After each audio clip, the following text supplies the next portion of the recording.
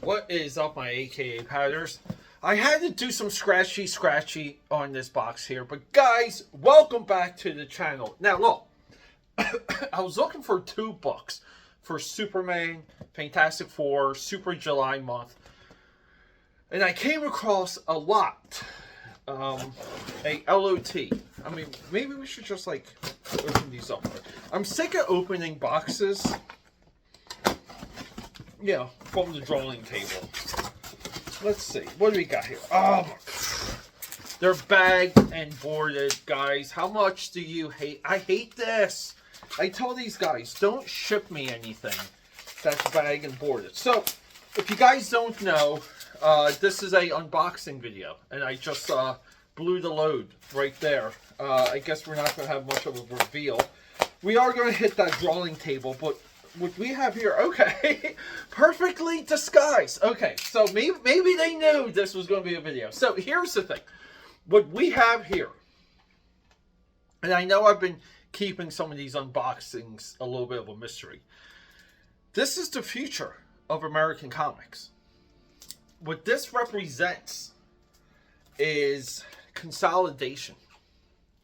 That's the only path out, business-wise, for American comics.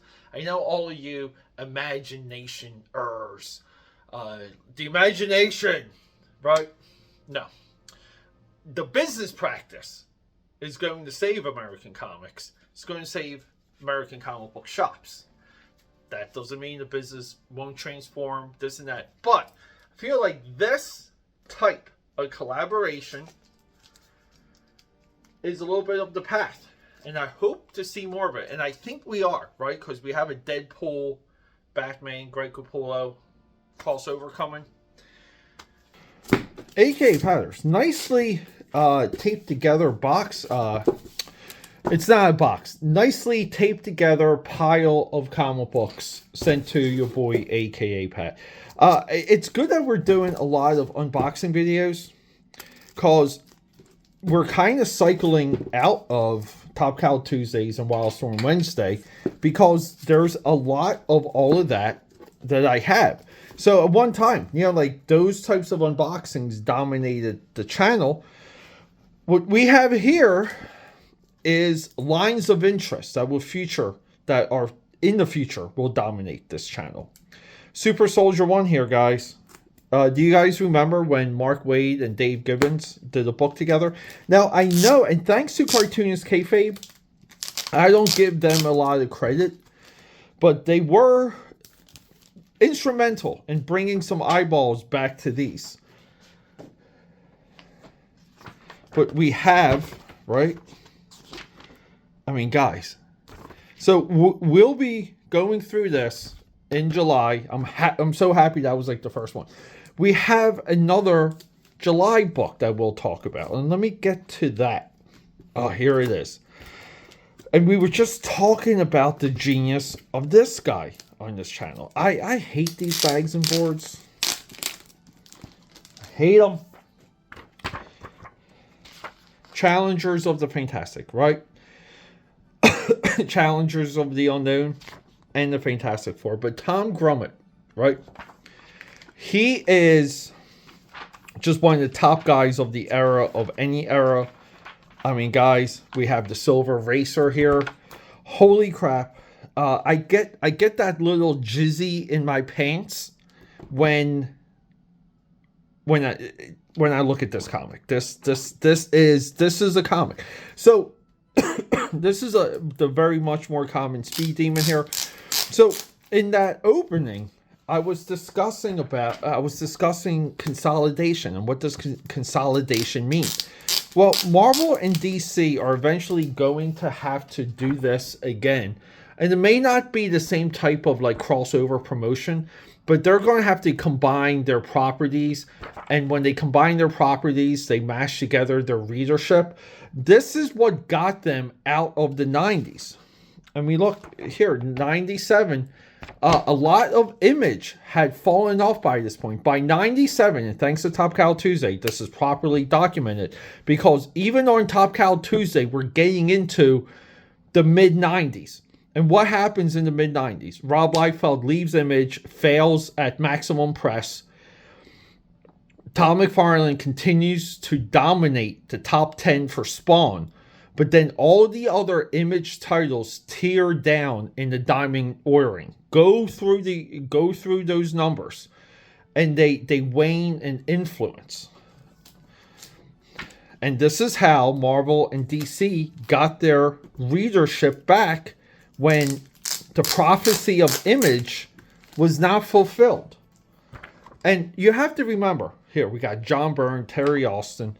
You have to remember, the prophecy of Image Comics at that time was 100% to dominate the entire industry. It was never to become, this is on my list too, both of these Simon Kirby, The Fighting American. Rob Liefeld talks about this on Observations and Boys Ranch. I gotta get both of these books, and the Comic Makers.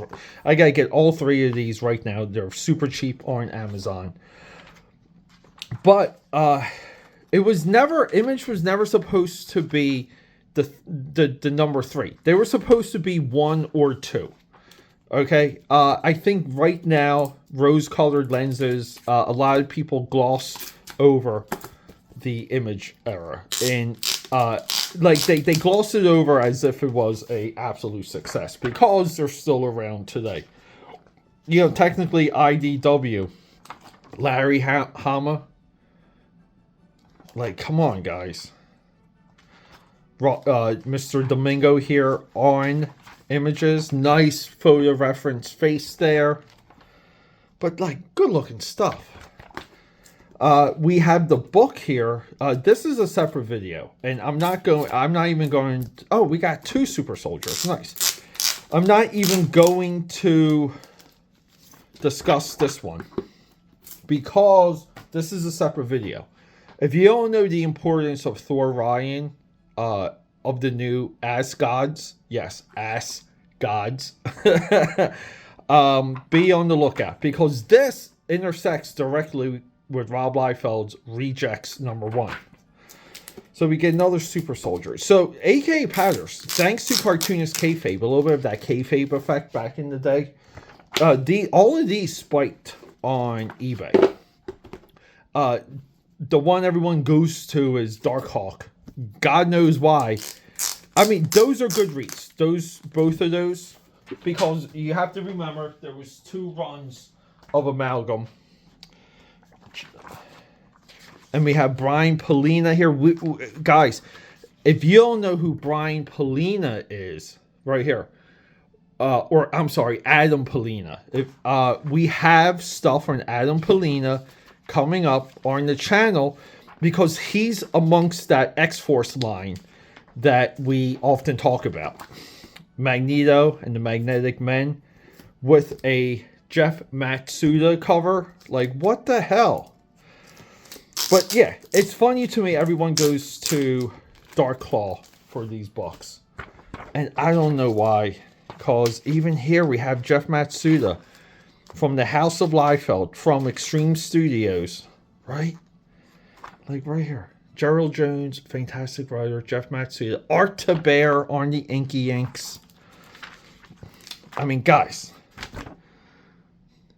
Come on. Well, dare I say, I've owned this one a few times. I never quite read it. Justice League Unleashed. Man, some nice pencils though. Nice artwork. Right? I mean, look at that. See, this is how you know you're looking at a good comic page, when you can just see what's happening within like a split second, and everything just magically seems to have enough space. Wow, this one looks wild. I have to get re-familiar with this one. And who are we? Where's our team at? Where's our team? I don't see them. Are they at the end? We're going to give this one more shot. Here we go. Priest! Oscar Jimenez, penciler. Yes. Christopher Priest coming in hot. So this is Roger Cruz. Man, I think This is like the third time. So I keep like a Roger Cross art pile because I do want to do a absolute deep dive on him someday. The crossover with him and Joe Mad, but Cross, in my opinion, if you go through his Insta, I know we guys, aka Powders, I know we love our Joe Mad, but as of illustrator and not game designer, because that's really what Joe Mad is right now. This is, we want to say Roger Cross won that war. And here we go. This is my favorite of all of these. Spider-Man Team Up. Legion Galactic Guardians 2099. Why do I like this one? Well, we have a unsung super talent from... Oh, what's this in the... Please do not bend. Oh, this is like a mailer. This is like Eric Larson's artwork, too. Marvel Direct Marketing. Yeah. This is awesome. Wow. Okay. That's a little bit of comic book history there. So here we go. To me, of all of these ones, and some of my friends know this, some of my comic book friends, they know how much of an affinity I have for Ladron here. Ladrone, because he did Hip Flask. He did a incredible Inhumans 4-part story that he wrote. But to me, he's the greatest artist for the greatest run of Cable with Joe Casey. They did well. They got good press. It dipped in sales. They brought in Rob Liefeld later. All that stuff, right? But his Cable work. But look at this street sign here, right? Like the wires, the neon, like here, like that stuff, like all of this stuff. He's one of my guys. I never got into his Hip Flask book, but I would always pick it up at the bookstore and flip through it. And I know back during the day, this was like the Wizard darling. So Wizard talked about this one. And Dark Claw, because Dark Claw, I believe, trended top 10 for Wizard. Anything but Mike Waringo. I hate to say, I know every year all the indie guys try and get nominated for a Waringo, which I think just that's a whole other thing. But I will say this: I feel like his star is fading a little bit. Maybe this will kickstart for me. Look. Don't we get this Venom in, like, isn't that Toxin? I do want to do more on, like, maybe in July with Fantastic Four, because him and Wade kind of brought that title back for a good stretch. And our last one here,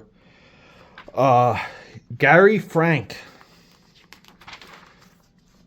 We're big on Gary Frank on this channel.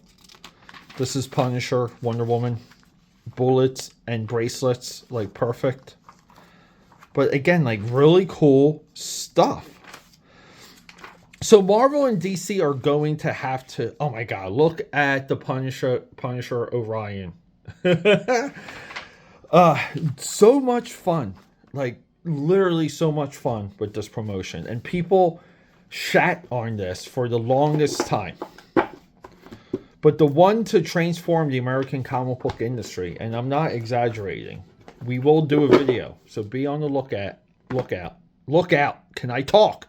Thor Ryan, and then we can preview it in July. We'll be doing Fantastic, the Challengers of the Fantastic, and Super Soldier.